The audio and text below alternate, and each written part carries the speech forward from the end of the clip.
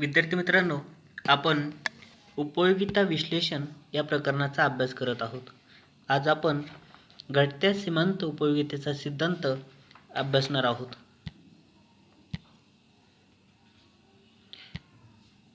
घटत्या सीमांत उपयोगितेचा सिद्धांत सर्वप्रथम प्राध्यापक गॉसेन यांनी मांडला.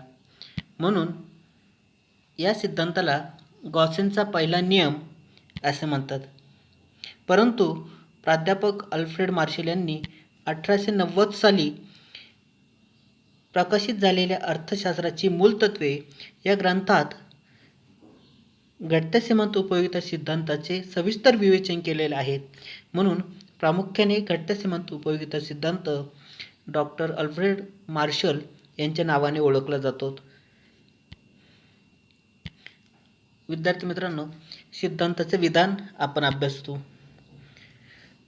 प्राध्यापक अल्फ्रेड मार्शल यांच्या मते इतर परिस्थिती स्थिर असताना व्यक्तीजवळ आधीपासून असलेल्या एखाद्या वस्तूच्या साठ्यात वाढ होत गेल्यास त्यापासून मिळणारे अतिरिक्त समाधान कमी होत जाते. म्हणजेच इतर परिस्थिती कायम असताना एखाद्या वस्तूच्या साठ्यात वाढ होत गेल्यास वस्तूच्या साठ्यात होणाऱ्या वाढीबरोबर प्रत्येक वाढीव नगापासून मिळणारी जादाची उपयोगिता क्रमशः घटत जाते. थोडक्यात, एखादी वस्तू अधिक प्रमाणात असेल तर ती वस्तू अधिक प्रमाणात घेण्याची इच्छा कमी कमी होत जाते.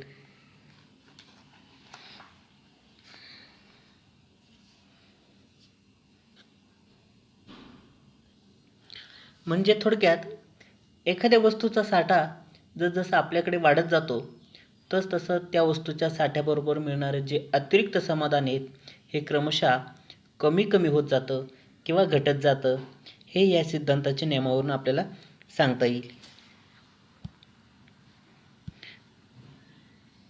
घटत्या सीमांत उपयोगिता सिद्धांताची सुरुवात आपण प्रामुख्याने इतर परिस्थिती कायम असताना अशा विधानाने केलेले आहे. याचाच अर्थ विद्यार्थी मित्रांनो, या सिद्धांतामध्ये काही परिस्थिती गृहीत धरलेल्या आहेत. त्या गृहीत परिस्थितीचा गृहीतकांचा अभ्यास आपण करणार आहोत. पहिलं गृहीतक आहे विवेकशीलता.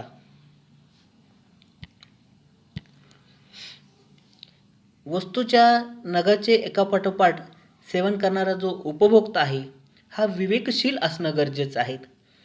सिद्धांत गृहीत धरतो की जो उपभोक्ता आहेत हा विवेकशील आहेत. म्हणजेच उपभोक्त्याची जी वर्तवणूक आहे ती सर्वसामान्य आहे. महत्तम समाधान प्राप्त करणे हा त्याचा उद्देश आहे. सर्वसाधारणपणे जो विवेकशील उपभोक्ता आहेत या विवेकशील उपभोक्त्याच्याच वर्तनाचा अभ्यास प्रामुख्याने केला जातो किंवा जो उपभोक्ता आहे तो विवेकशील आहेत हे गृहीत धरलेलं आहे. अविवेकशील उपभोक्त्याच्या वर्तनाचा अभ्यास प्रामुख्याने सूक्ष्म अर्थशास्त्रात किंवा घटत्या सीमांत उपयोगितेच्या सिद्धांतामध्ये केला जात नाहीत. दुसरे गृहीतक आहे संख्यात्मक मापन. विद्यार्थी मित्रांनो, आपण उपयोगितेचे वैशिष्ट्य अभ्यासत असताना बघितलं होतं की उपयोगिता ही मानसशास्त्रीय संकल्पना आहे आणि तिचे मापन करता येत नाहीत. ज्या मानसिक संकल्पना आहेत, उदाहरणार्थ आनंद असेल, दुःख असेल, यासारख्या संकल्पनांचं मापन आपल्याला करता येत नाहीत. परंतु इथे गृहीत धरलेलं आहे की उपयोगितेचं आपल्याला मापन करता येतं. ती संख्या आपल्याला मापता येते किंवा मापन करता येते. उपयोगिता अंकामध्ये मोजता येते असे सिद्धांत गृहीत धरतो. म्हणजेच उपयोगिता अंकामध्ये मोजता येते व उपयोगितेची तुलना करता येते असे या सिद्धांतात गृहीत धरले आहेत. तिसरे गृहीतक आहेत एकजिन्सीपणा. उपभोगातील वस्तूचे सर्व नग, आकार, स्वरूप, रंग, चव इत्यादी बाबत समान आहेत. उपभोक्ता सेवन करत असलेल्या वस्तूंचे सर्व नग एकजिन्सी आहेत असा सिद्धांत गृहीत धरतो. रंग, रूप, चव, आकार, गुणवत्ता या बाबतीत तंतोतंत सारखेपणा आहे असं गृहीत धरलेले आहे. त्यामध्ये कुठल्याही प्रकारचा बदल होत नाहीत हे या सिद्धांतामध्ये गृहीत धरलेलं आहेत.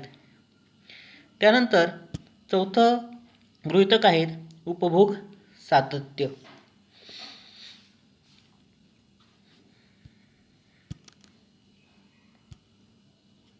एखाद्या वस्तूच्या सर्व नगांचा उपभोग कोणताही खंड न पडता सलगपणे एकापाठोपाठ एक घेतला जातो. वस्तूच्या विविध नगांच्या सेवनात निरंतरता सातत्य आहे असे सिद्धांत गृहीत धरतो. म्हणजे वस्तूच्या दोन नगांच्या सेवनामध्ये खंड नसल्याचे गृहीत धरले जाते. म्हणजे जेव्हा आपल्याला वस्तूचं सेवन करायचं असतं त्यामध्ये कुठल्याही प्रकारचा खंड नाही असं गृहीत धरलं जातं.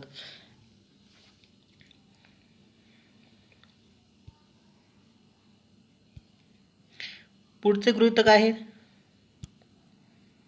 योग्य आकारमान. उपभोग्य वस्तूच्या सर्व नगांचे आकारमान योग्य किंवा साधारण असावे असा सिद्धांत गृहीत धरतो. उपभोग्य वस्तूचा आकार फार मोठा किंवा लहान नसून मध्यम आहे असे सिद्धांत गृहीत धरतो. म्हणजे उपभोगासाठी वापरण्यात येणारी वस्तू ही योग्य व सर्वसाधारण असल्याचे गृहीत धरले जाते. उदाहरणार्थ एखाद्या व्यक्तीला तीव्र तहान लागलेली आणि आपण जर त्याला चमच्याने जर पाणी दिलं तर त्याला पाणी देण्याचा जो आकारमान आहे हा अतिशय सूक्ष्म राहील. अशा परिस्थितीमध्ये सिद्धांत लागू होऊ शकत नाहीत. म्हणूनच योग्य आकारमान ज्या आपण वस्तूचा आपण उपभोग घेतोय त्या वस्तूचा आकारमान योग्य आहे, मध्यम स्वरूपाचा आहे हे सिद्धांत गृहीत धरतो. पुढचे गृहीतक आहेत स्थिरता. उपभोगाच्या प्रक्रियेत उपभोक्त्याचे उत्पन्न, चव, पसंती, सवयी, आवडीनिवडी यासारखे जे घटक आहेत हे स्थिर आहेत. उपभोगाच्या कालावधीत उपभोक्त्याची उत्पन्न पातळी, आवड, पसंती व वस्तूची किंमत इत्यादी घटक स्थिर असल्याचे सिद्धांत गृहीत धरतो. तसेच पैशाच्या प्रत्येक एककाची उपयोगिता स्थिर असल्याचे गृहीत धरले जाते. म्हणजे एकंदरीत सर्व परिस्थिती ही स्थिर आहे. उपभोगाच्या कालावधीमध्ये सर्व परिस्थिती स्थिर आहेत असे सिद्धांत गृहीत धरतो.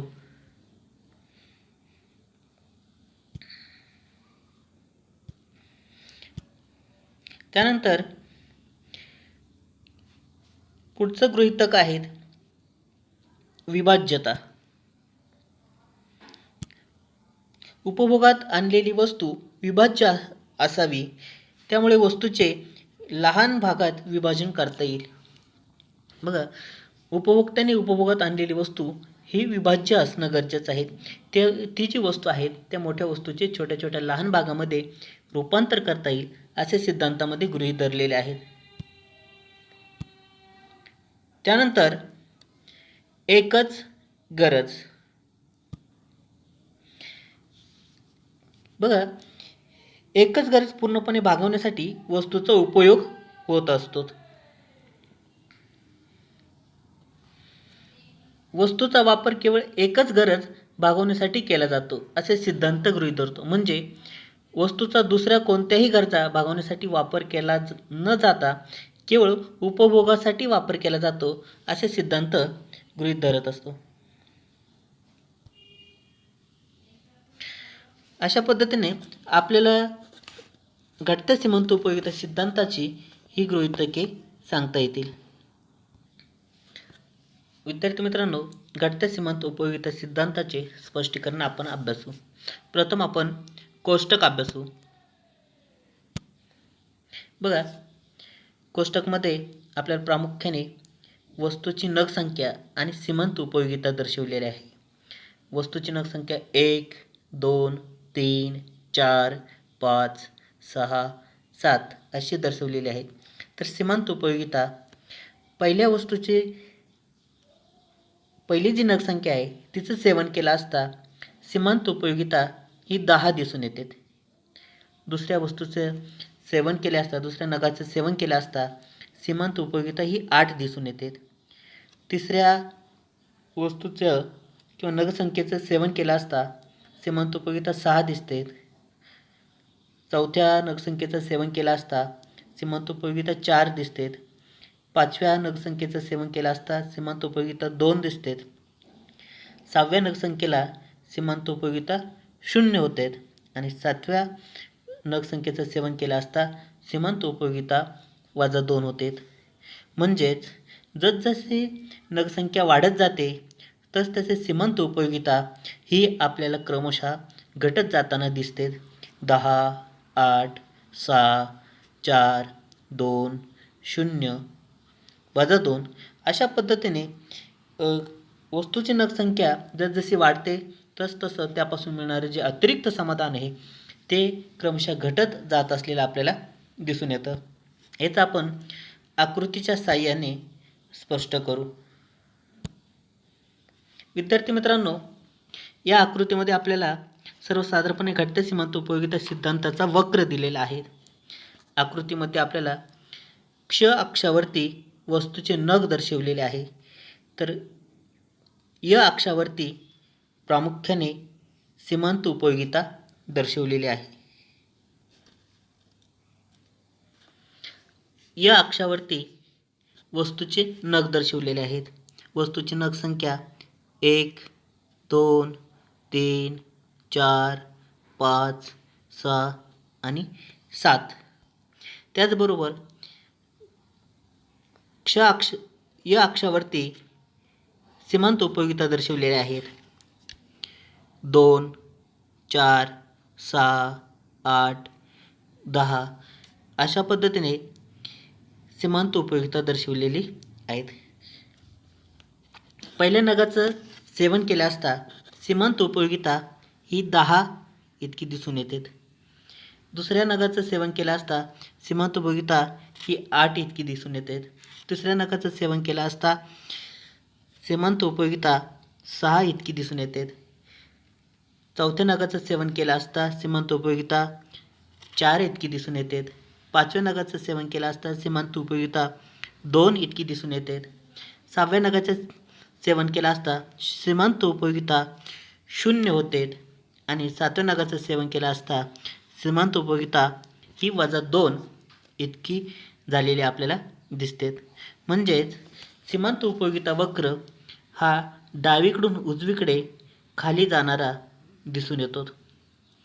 सीमांतोपयोगिता वक्र हा डावीकडून उजवीकडे खाली जाणारा दिसून येतो.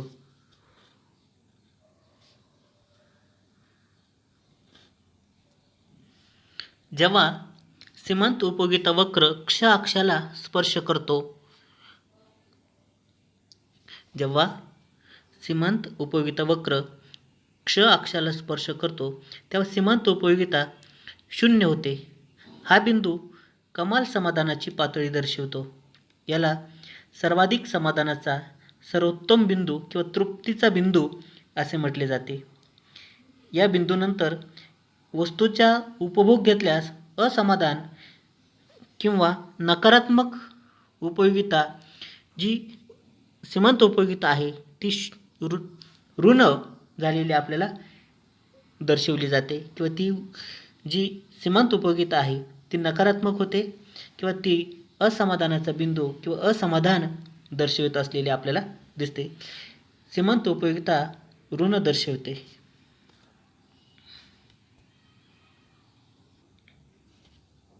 विद्यार्थी मित्रांनो, आपण घटत्या सीमांतोपयोगितेचा सिद्धांत अभ्यासतोय. घटत्या सीमांतोपयोगितेचा सिद्धांत अभ्यासत असताना आपण बघितलं की इतर परिस्थिती स्थिर असताना व्यक्तीजवळ वस्तूच्या नगसंख्येत वाढ होत गेली असता त्यापासून मिळणारं अतिरिक्त समाधान क्रमशः घटत जातं. परंतु काही परिस्थिती याला अपवाद असलेले आपल्याला दिसून येतात. ती अपवादात्मक परिस्थितीचा आपल्याला अभ्यास करायचा आहे. प्रामुख्याने पहिला अपवाद आहे छंद. छंदाच्या बाबतीत पोस्टाची विविध तिकिटे, दुर्मिळ नाणी व दुर्मिळ चित्रे यांचा संग्रह करणे, संगीत ऐकणे, पुस्तकांचं वाचन करणे यासारखे जे छंद आहेत, या छंदाच्या बाबतीत आपल्याला हा सिद्धांत लागू होताना दिसत नाही किंवा अनुभवस येताना दिसत नाहीत. कारण जेव्हा आपण छंद जोपासत असतो, पुस्तकांचं वाचन करत असतो किंवा पोस्टाची तिकीटं, दुर्मिळ तिकीटं गोळा करत असतो किंवा दुर्मिळ नाणी गोळा करत असतो, हा छंद जेव्हा जोपासत असतो तेव्हा जसजसं आपण पुस्तकांचं वाचन करतो, आपलं वाचन वाढवतो, तसतसं अधिक वाचन करावं असं आपल्याला वाटत असतं. मग अशा परिस्थितीत हा सिद्धांत आपल्याला लागू होताना दिसत नाहीत. परंतु छंदाच्या बाबतीतसुद्धा आपला छंदसुद्धा आपल्या सिद्धांताला अपवाद नाही आहेत. त्याच्या पाठीमागचं सगळ्यात महत्त्वाचं कारण म्हणजे एकजिन्सीपणा व सातत्य. हे जे गृहीतक आहेत, हे गृहीतक इथे गृहीतकाचं उल्लंघन झालेलं आपल्याला दिसतं. प्रामुख्याने आपण जेव्हा दुर्मिळ नाणी गोळा करत असतो, एकाच प्रकारची नाणी जेव्हा आपण गोळा करत असतो, त्यावेळेस पहिलं नाणं जेव्हा आपल्याला मिळतं त्यावेळेस त्यामध्ये असलेली सीमांत उपयोगिता आणि त्याच प्रकारचं जेव्हा दुसरं नाणं आपल्याला मिळतं त्यावेळेस त्यामध्ये असलेली सीमांत उपयोगिता नक्कीच कमी झालेली असते. म्हणजेच येथे एकजिन्सीपणा व सातत्य यासारखे जे गृहीतक आहेत, हे गृहीतकांचं उल्लंघन झाल्यामुळे छंद हा सुद्धा आपल्या सिद्धांताचा अपवाद नाहीत. सिद्धांताचा पुढील अपवाद आहेत कंजूस व्यक्ती. कंजूस उपभोक्त्याच्या बाबतीत प्राप्त होणाऱ्या प्रत्येक वाढीव नगापासून त्याला अधिक समाधान मिळते, कारण तो लोभी असतो. विद्यार्थी मित्रांनो, कंजूस व्यक्ती जो असतो तो पैशाचा अधिक साठा जेव्हा करत जातो, त्या साठ्याबरोबर, पैशाच्या साठ्याबरोबर त्याला त्या साठ्याबरोबर अधिक समाधान मिळत जातं. म्हणून कंजूस व्यक्ती आपल्या सिद्धांताला अपवाद आहे असं मानलं जातं. परंतु येथे विवेकशीलता हे जे गृहीतक आहेत, या विवेकशीलता गृहीतकाचं उल्लंघन झालेलं आपल्याला दिसून येतं. कारण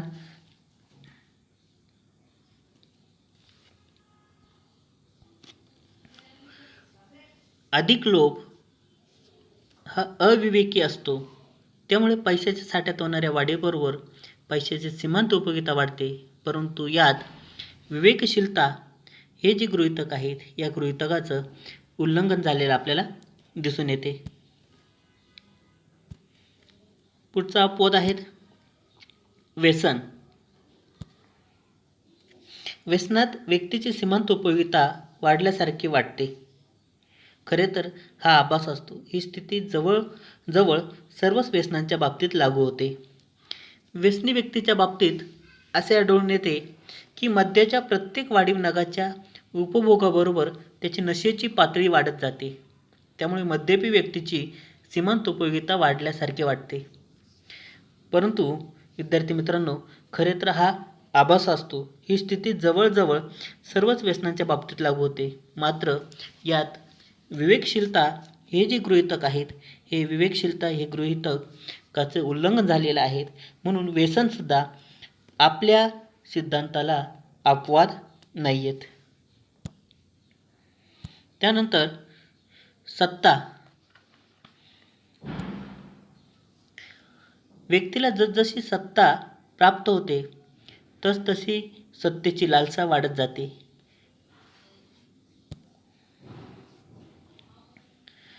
ती जास्तीत जास्त सत्ता मिळवण्याचा प्रयत्न करते. परंतु इथे विवेकशीलता या गृहीतकाचे उल्लंघन झालेले आपल्याला दिसून येते की विद्यार्थी मित्रांनो, व्यक्तीला जसजशी सत्ता प्राप्त होते तसतशी त्या सत्तेची लालसा वाढत जाते.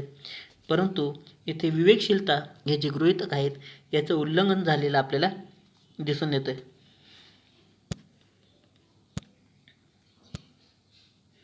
त्यानंतर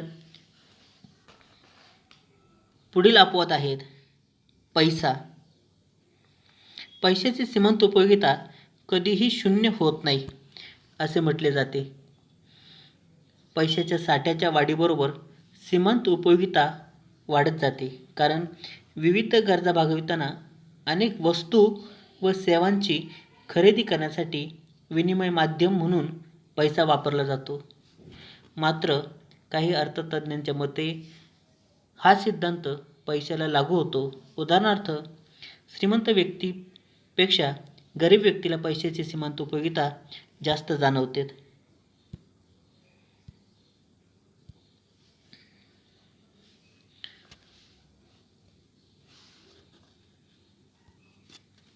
विद्यार्थी मित्रांनो, आपण घटत्या सीमांत उपयोगिता सिद्धांताचे अपवाद बघितले. सर्व बाबी सिद्धांताचे अपवाद मानले जातात. हे जे अपवाद आपण बघितलेत, परंतु कोणत्या ना कोणत्या गृहीतकांचे उल्लंघन होत असल्यामुळे घटत्या सीमांत उपयोगिताचे अपवाद खरे अपवाद नसून हे भासमान अपवाद आहेत. जे अपवाद आहेत हे घटत्या सीमांत उपयोगिता सिद्धांताचे अपवाद खरे अपवाद नसून हे भासमान अपवाद आहेत. ते आभासी अपवाद आहेत. प्रामुख्याने घटत्या सीमांत उपयोगिता सिद्धांताला कुठलेही अपवाद नाही, कारण या अपवादामध्ये अनेक गृहीतकांचं उल्लंघन होत असलेलं आपल्याला दिसते. विद्यार्थी मित्रांनो, आपल्याला घटत्या सीमांत उपयोगिता सिद्धांतावरील टीका अभ्यास करायची आहेत. जे टीकात्मक परीक्षण केलेले आहे या टीकांचा आपल्याला अभ्यास करायचा आहे. घटत्या सीमांत उपयोगिता सिद्धांतावरती प्रामुख्याने पहिली टीका होते अवास्तव गृहीतके.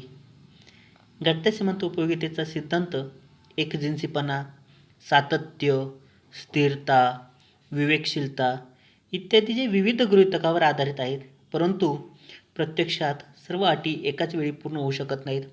म्हणजेच घटत्या सीमांत उपयोगिता सिद्धांतामध्ये मांडलेले जे गृहीतक आहेत हे अवास्तव आहेत. सर्वसाधारण उपभोक्त्याला एकाच वेळी सगळे गृहीतकं एकाच वेळी तो पूर्ण करू शकत नाहीत, म्हणून ते जे गृहीतक आहे ते अवास्तव असल्याची टीका प्रामुख्याने या सिद्धांतावरती होते.